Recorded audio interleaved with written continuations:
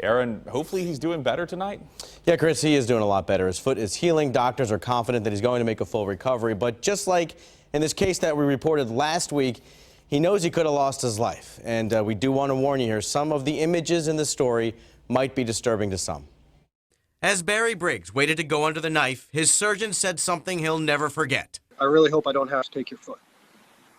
So that was when it all slammed into place, brought it home to me. Barry had traveled from his home in Ohio to Tampa Bay last month for his son's spring break. Sunday we went out to Weedon Island. That night, Barry's foot started to swell, and after 2 days, he knew something was very wrong when he passed out. Ended up passing out again. Figured out I was probably in septic shock. Hours later, Barry was in emergency surgery to deal with a flesh-eating bacteria. Doctors saved his foot and potentially his life.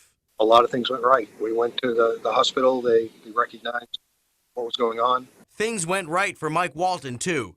Not long after Barry's injury, Walton contracted a flesh-eating bacteria when he cut his hand with a fishing hook in the water off the Pinellas County coast. They said that, in a few hours it had probably gone up my arm and into my chest and I wouldn't have been here.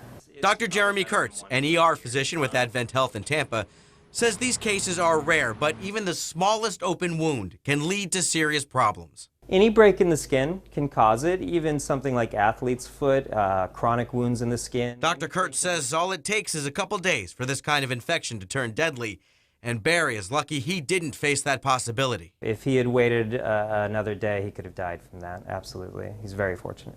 And that's not lost on this man, as he faces a recovery that could take months. Everything, I think, went right. So I feel very fortunate that we had all those pieces in place. Yeah, Dr. Kurtz says he's actually treated just 4 or so cases in his 13 years as an ER physician. So these cases are very rare, but they are also a reminder for people to make sure that their cuts are healed before getting into the water, especially as it starts to warm up outside. And if you do end up with a bad infection, get to the hospital quickly.